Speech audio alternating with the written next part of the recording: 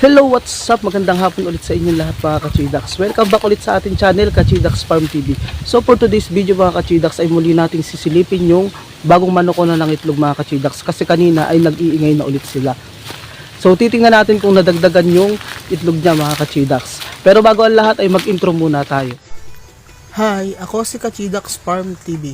Gumagawa ako ng mga video tungkol sa pag-aalaga ng mga Muscovy duck. Kung ano nga ba talaga ang mga kailangang ihanda bago ka mag-alaga ng Muscovy duck. At kung gusto mo ang mga video skin na ganito, ay maaari kang bumisita sa aking channel.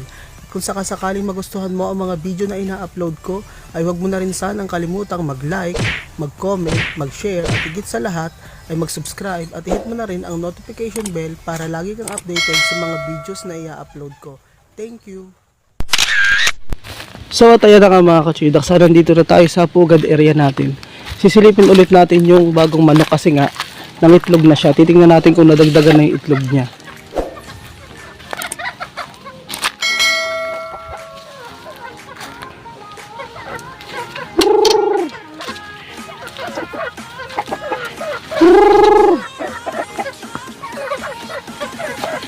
Saka sa mga susunod na araw mga kachidax, siguro bukas ay lilinisan muna natin tong loob ng kulungan. Kasi ayan, marami ng mga basura.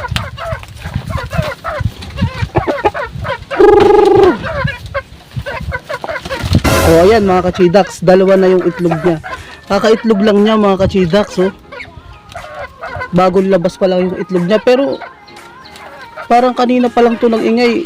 Dalawang beses nag-ingay dito mga kachidax eh. Siguro naiistorbo yung pag-iitlog niya.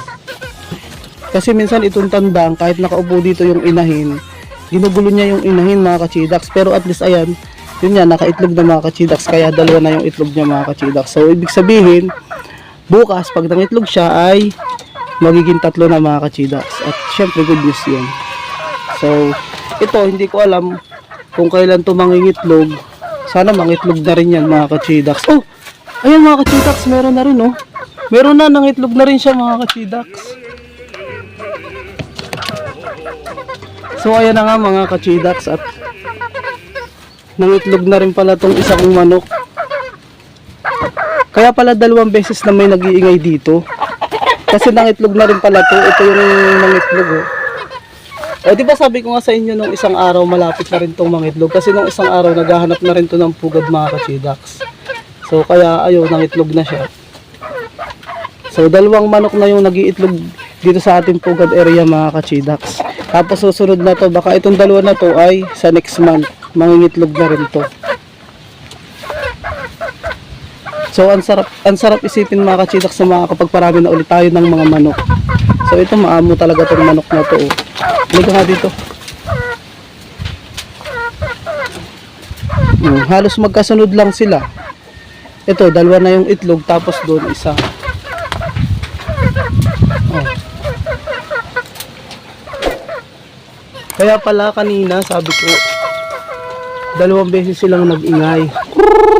Itong isang pugad na to dito mga kachidax, ayan, ipapasok ko na rin yan dito. Kasi kailangan malagyan na ng panibagong pugad dito. Kasi nga, itong dalawa, baka next month mangingitlog na rin yan, kasi nakastahan na yan mga kachidax.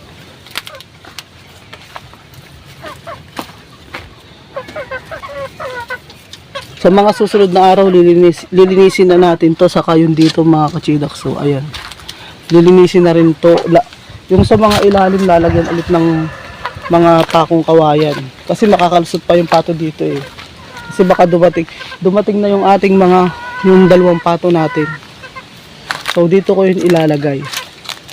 Nakakatuwa talaga mga kachidax. So, akala ko yung isa lang yung nangitlog. Dalawa na pala. Dalawang inahin na yung nangingitlog ko. Tapos ayun nga, yung isa doon, naglilimlim, 60 na itlog. Hindi ko alam kung nadagdagan pa kasi nga, nag-iingay pa rin yung mga manok doon na parang, yun nga, may nangingitlog katulad ng isang araw. Kaya nagtaka ako. Sabi ko, bakit naging 16? May humabol pa. At ayun lang mga kachidax ang ating for today's video.